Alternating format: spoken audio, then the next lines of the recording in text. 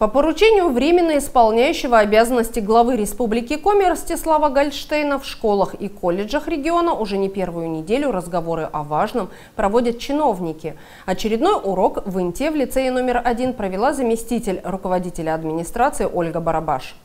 Утро новой учебной недели в лицее номер 1 началось с традиционной торжественной линейки и поднятия государственных флагов Российской Федерации и Республики Коми.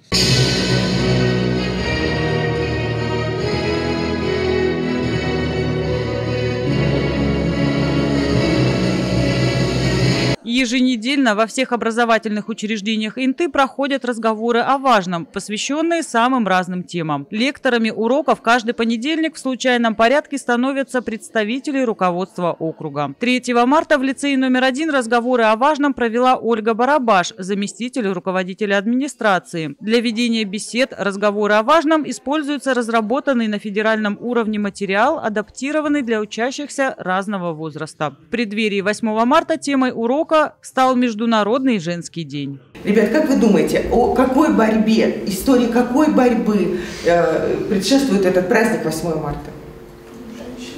Наверное, того, что женщинам они ущемлялись во многом. То есть, если брать прямо из истории, то они не могли участвовать в Олимпийских играх, и они боролись за то, чтобы у них появились свои права, равные обязанности какие-то между мужчиной и женщиной.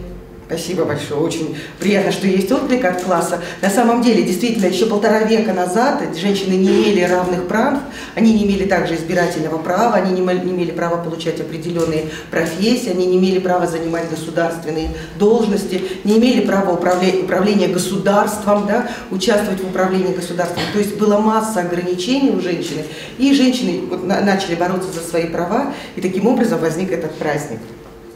Сегодня женщины у нас летают в космос, получают высшее образование, занимаются научными исследованиями, занимают руководящие посты.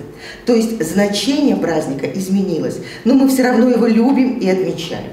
С учащимися 7 класса Ольга Валерьевна обсудила историю возникновения этого замечательного весеннего праздника, роль женщин в отечественной истории и их достижения. Также в рамках занятия вспомнили известных женщин прошлого и современности. Императрицу Екатерину II, первую женщину, удостоенную звания Героя Советского Союза, Зою Космодемьянскую, первую женщину-космонавта Валентину Терешкову, выдающуюся балерину Майю Плесецкую. Освоить тему урока и закрепить знания помогают интерактивные игры и просмотр тематических роликов.